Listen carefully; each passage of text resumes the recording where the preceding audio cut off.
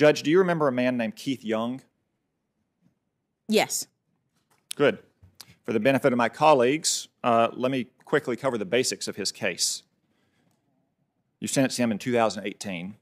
Keith Young was a career criminal who had previously been convicted of trafficking cocaine.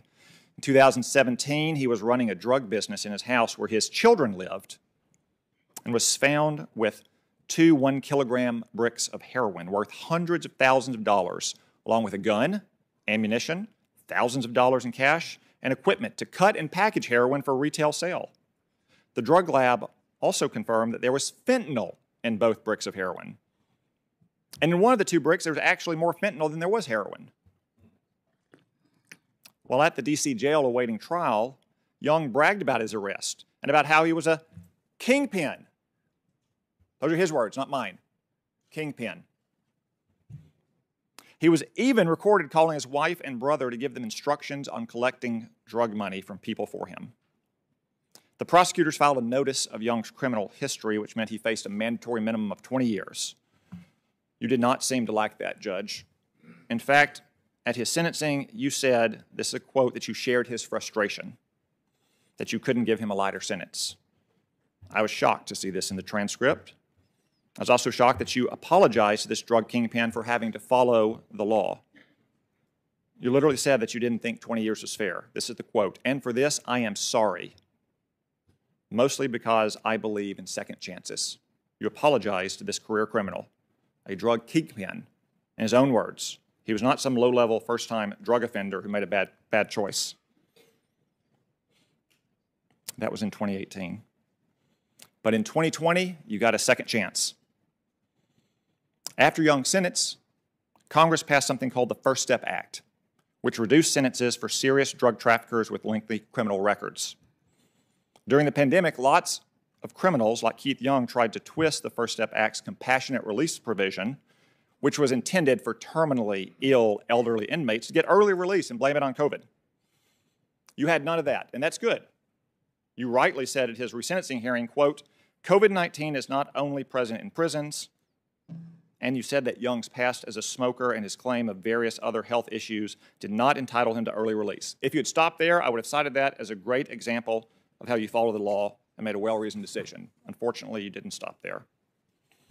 You said in the resentencing that, quote, "Congress did not make their changes under the First Step Act retroactive, but that if they had, then you could have given him a reduced sentence."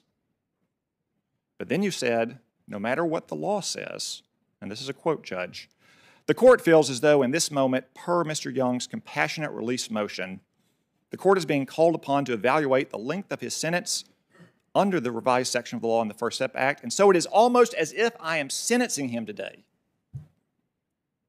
And if I were to do so, he would face a sentence that would be well below the 240 months that Mr. Young received. And so for that reason, I will grant Mr. Young's motion."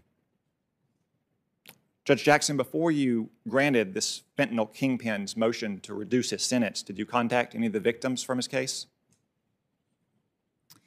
Senator, thank you for allowing me to address Mr. Young's situation. I asked a simple question. Did you contact the victims in his case or not? Senator, Mr. Young was not released. His sentence was reduced, and I did not contact the victims in his case because there were no victims. He committed a crime, a drug crime. There were no identifiable victims in his case. Drug crime is not a victimless crime. 100,000 Americans were killed by overdoses. Understood, Senator, but there was no one to contact because there were no identifiable... Judge, you just acknowledged that you did not release him. You're right, you didn't release him. He filed a motion for compassionate release. You denied that rightly. But you reduced his sentence. He didn't file a motion to reduce his sentence. He wasn't eligible for a reduced sentence under the First Step Act because it wasn't retroactive towards him. You took a motion for compassionate release to get out of prison and turned it into a motion to reduce a sentence. So he's going to be released 7.5 years earlier, years from now. Last week, Judge, when we talked in our office, you talked about a lot about judicial restraint. Is transforming his motion for compassionate release into a motion to reduce a sentence for this drug trafficking kingpin an example of judicial restraint, Judge?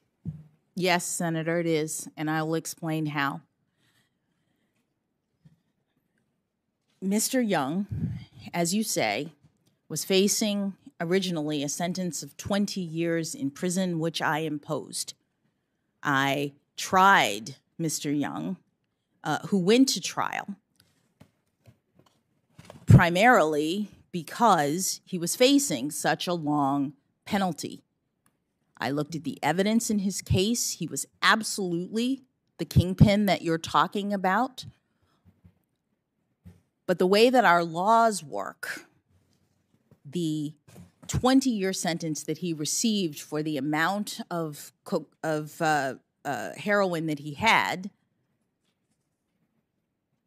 was increased based on a sentence that he received, I think it was 10 or 15 years before. He had no criminal history between the old sentence, and forgive me, I can't remember exactly what it is, and I'm sure people will look it up. But 10, 15 years before, he had some minor sentence. Then he had this really obviously serious, terrible sentence.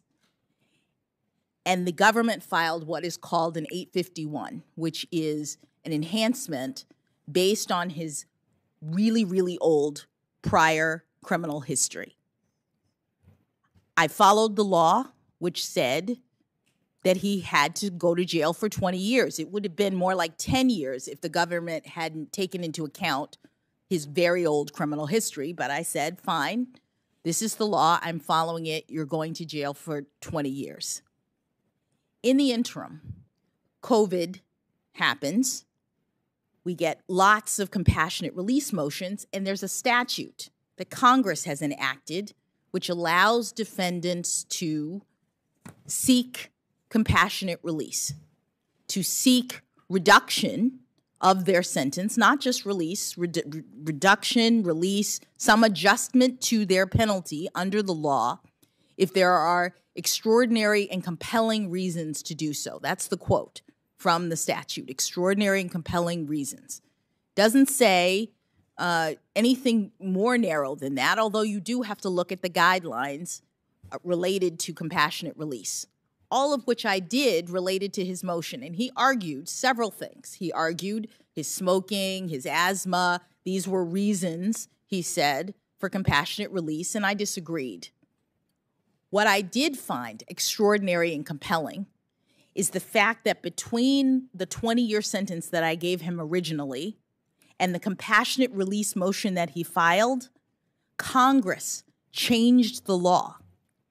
Congress decided that the old penalty, the old crime, was no longer eligible for the increased, so that a person who was convicted at the time of his compassionate release motion for doing exactly what Mr. Young had done would not get a 20-year sentence. That would not be lawful for a person at that moment. And one of the things that Congress says to the judges is care about unwarranted sentencing disparity. Care about the fact that the person you're sentencing is being treated differently than someone else who committed exactly the same crime.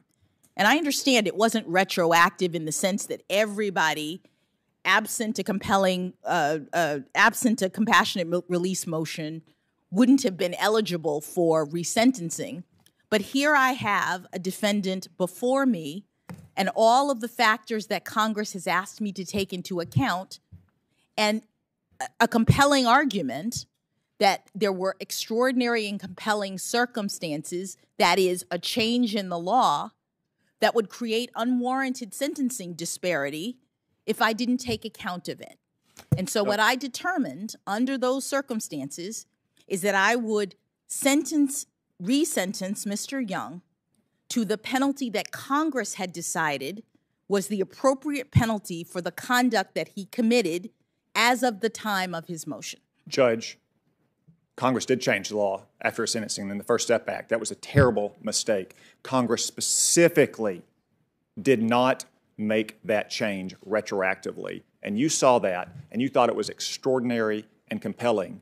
even though Congress specifically did not make it retroactive. You chose to rewrite the law because you were sympathetic to a fentanyl drug kingpin whom you had expressed frustration at having sentenced him to his 20-year sentence in the first place.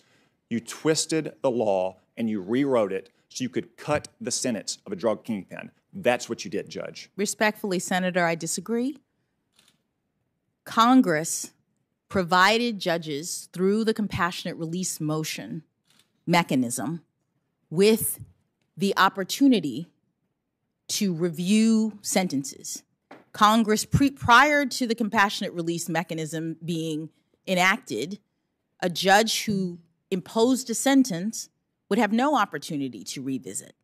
In Mr. Young's case, the question was, with this compassionate release motion, under a circumstance in which Congress had changed the law, was that an extraordinary and compelling circumstance to revisit his sentence? And I made a determination that it was. So I suppose then, if you're confirmed, we can just count on you to always rule in favor of retroactivity, no matter what the facts of the case are, because it was a blatant rewrite of the law here, so you could reduce the sentence of a drug kingpin if you didn't like sentencing to 20 years in the first place. No, Senator, it was not. Senator Booker.